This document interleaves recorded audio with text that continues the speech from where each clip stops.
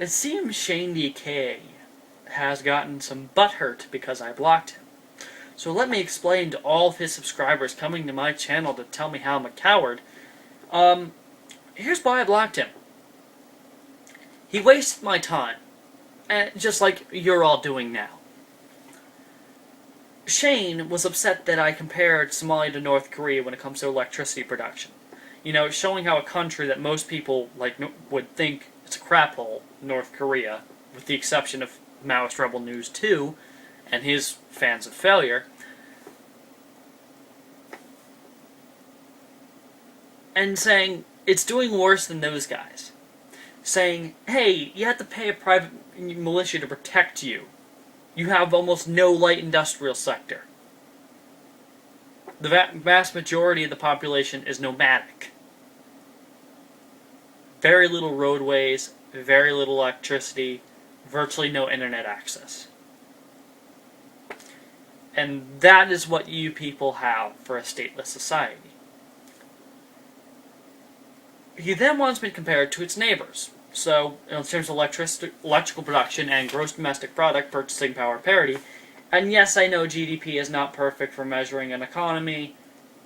I could actually make a whole video about why I don't like GDP.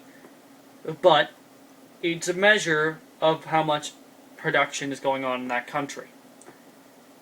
It's beaten out by Ethiopia and Kenya. When we look at the statistics that Mr. Killian provides in his study, and it's not his, it's the one he keeps trumping about, it actually shows that Somalia under statelessness improved better than its neighbors in only one category, and that's telephony. In the others, it was beaten out by at least one of its neighbors. Whether it be Ethiopia, Kenya, or the other country, I can't pronounce it, don't remember its name. So, after he moved the goalpost from just comparing it to its neighbors, then I had to compare it to 1991, plus this study basically backs up my point, despite the fact that, yes, it shows it improved under statelessness in terms of development.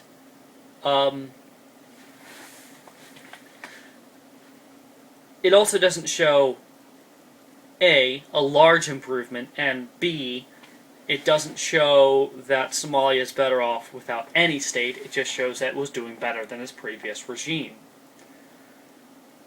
So, with all that in consideration, I just thought, this is a waste of my time.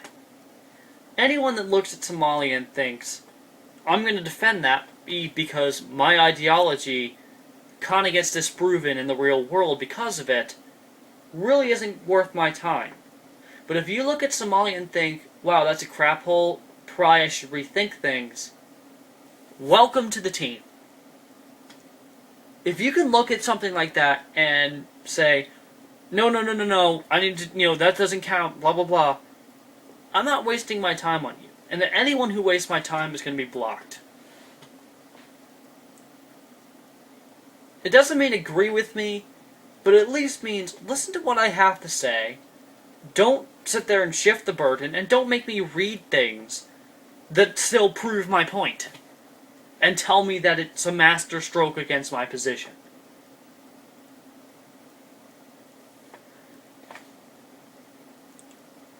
If you want to have a minimal state, fine.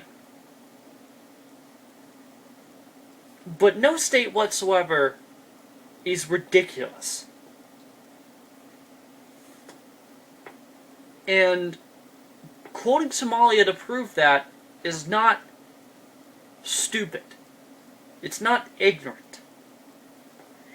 And I'm not going to keep getting in a discussion about a tiny, probably not even third world hellhole.